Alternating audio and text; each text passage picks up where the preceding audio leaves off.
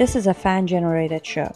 If you would like to support us, please go to jamieglazov.com, and also don't forget to subscribe to our YouTube channel. All your support is greatly appreciated. Hello, this is the Michael Cutler Moment, brought to you by the Glazov Gang. As you might expect, I am Michael Cutler. Thank you for watching. Today, I want to talk to you about a critical issue that should be of concern for every American from coast to coast and border to border. And the issue is transnational gangs and narcotics trafficking in the United States, coupled with record levels of heroin addiction among wide groups of Americans of all sorts of ethnicities, all demographics, all age groups. The impact this is having on America, the impact this is having on Americans is the stuff of nightmares.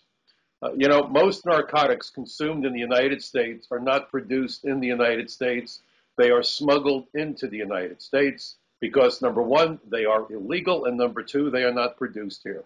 So when people talk about this issue of border security, an issue that is of great concern to me, having served with the former Immigration and Naturalization Service for 30 years, at the time of my retirement, I was a senior special agent and, in fact, assigned to the Organized Crime Drug Enforcement Task Force, where I worked with law enforcement personnel from the FBI, from DEA, ATF, local, city, and state police, and police agencies from countries around the world, including Israel, Canada, Great Britain, and even Japan.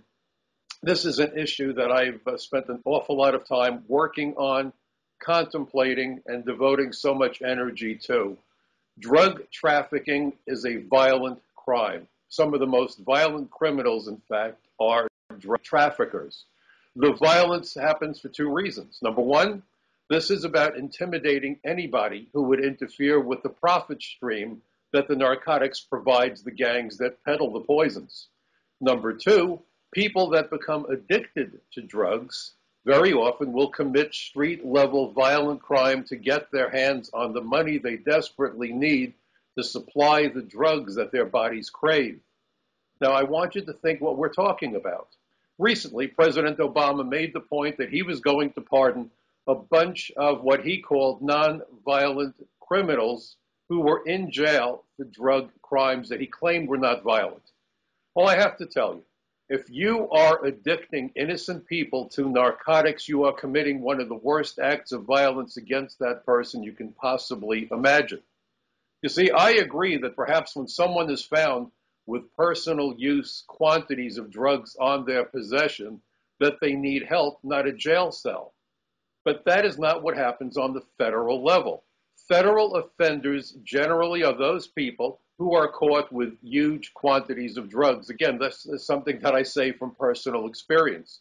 In New York City, for example, if you go to the U.S. Attorney's Office and say, hey, we just caught a guy and we found 10 kilos of cocaine on him, we want you to prosecute him, believe it or not, in a place like New York City, it would be extremely unlikely that the U.S. Attorney's Office would agree to accept that case for prosecution unless there were other factors involved.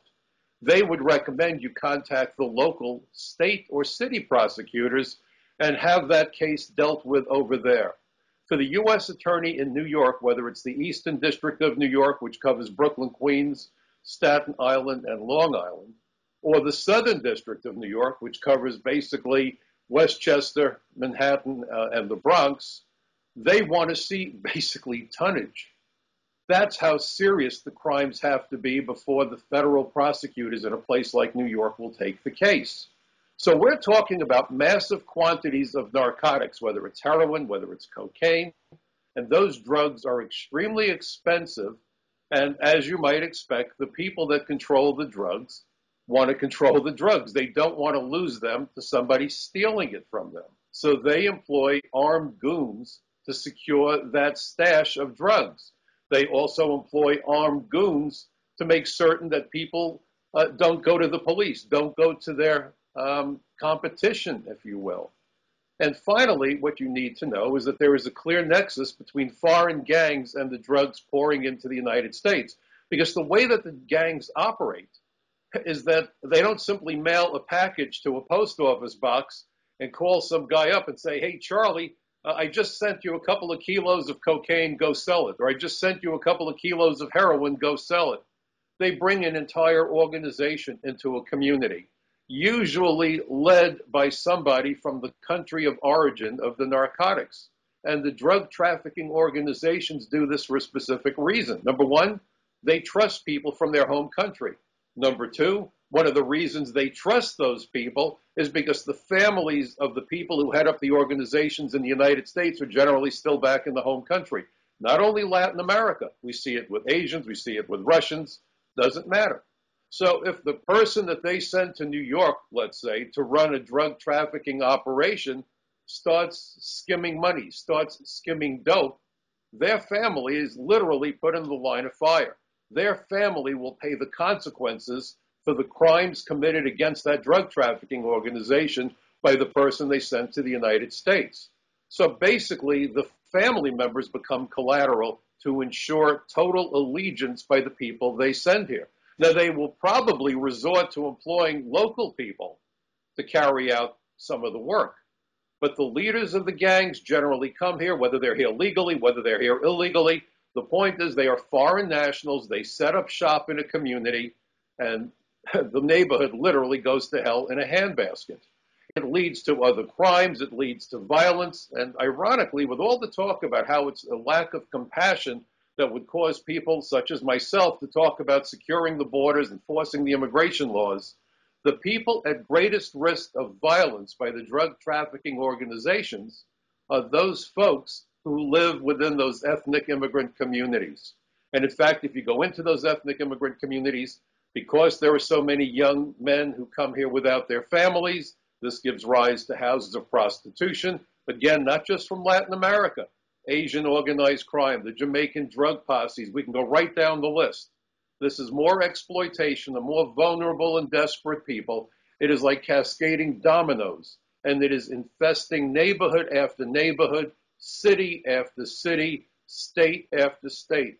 And the drugs are not just coming across the Mexican border. They are coming in through international airports. Some people are actually swallowing the drugs. There was an investigation that we conducted in Staten Island where Africans were coming to the United States having swallowed huge quantities of drugs that were inserted into condoms that were double wrapped. They brought them to a safe house if they got through the inspections process at the airport.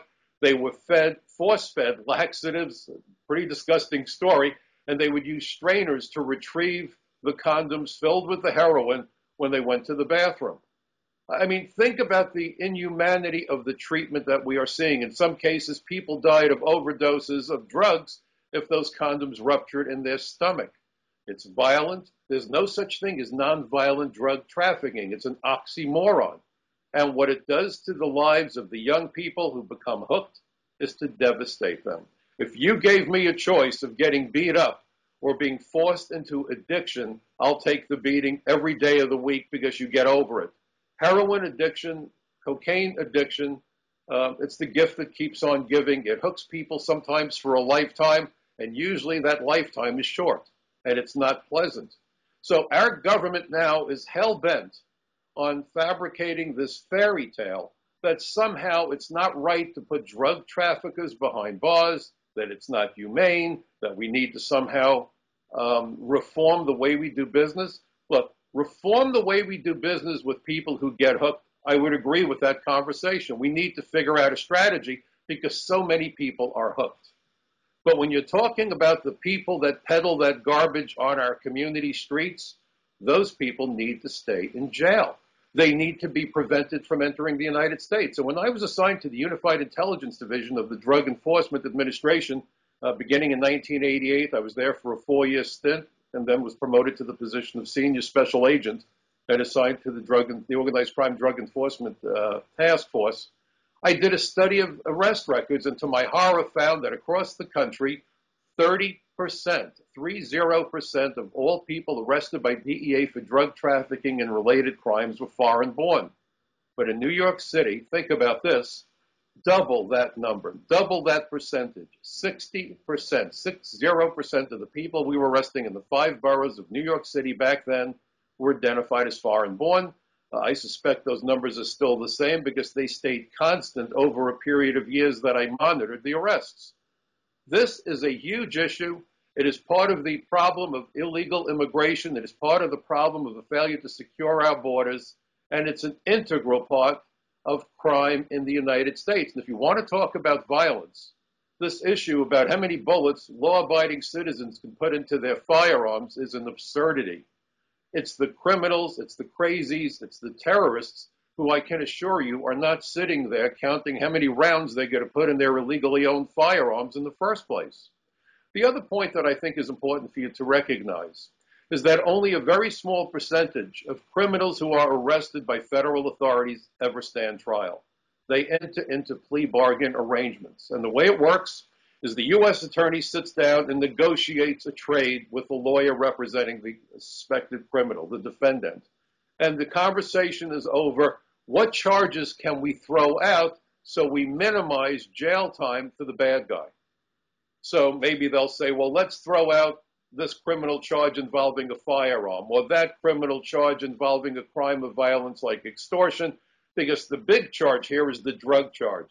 And so the drug trafficker says, okay, I'll take a hit for possessing 30 kilos or 50 kilos or whatever that is, but we'll dispose of the others. So even though I'm going to go away for a long time, it won't be a life sentence.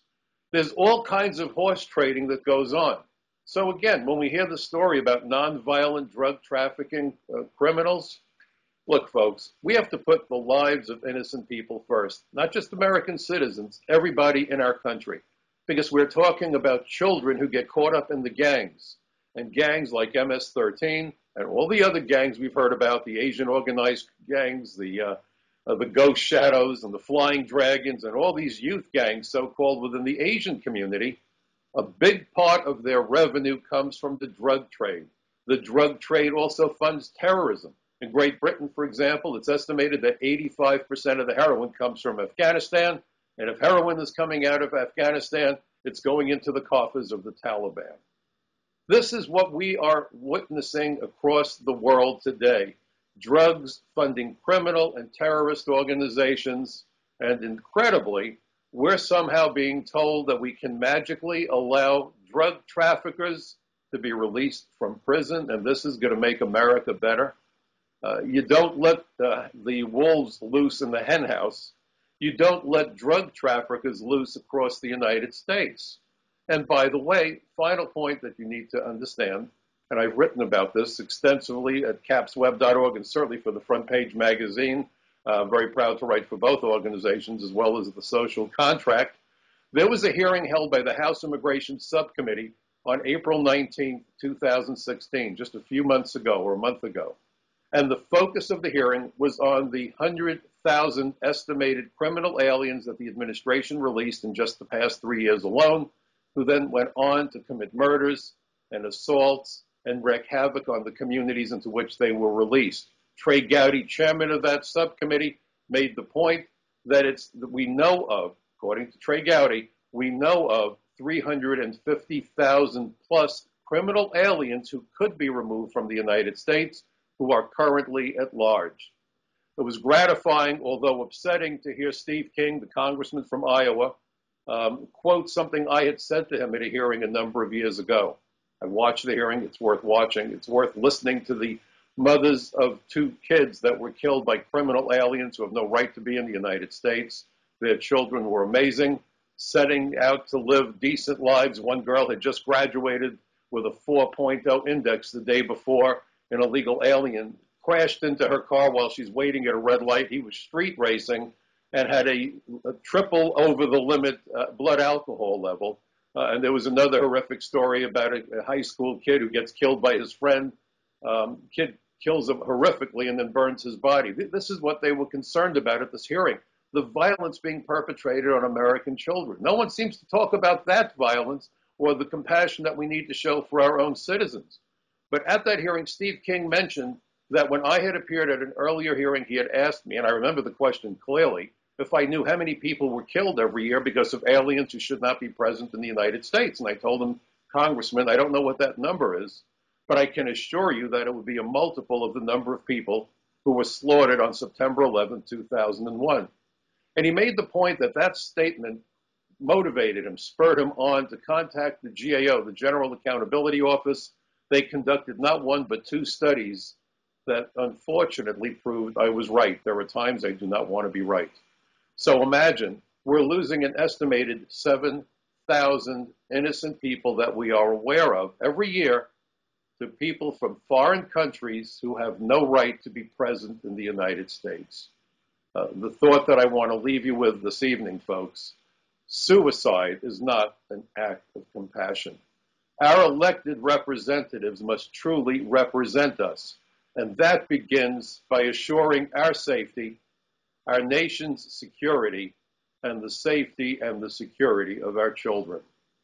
That's what this is all about. I thank you for watching. I ask that you please support the Glazov Gang at jamieglazov.com and make certain to subscribe to its YouTube channel. Thank you again. I look forward to seeing you next time. So long.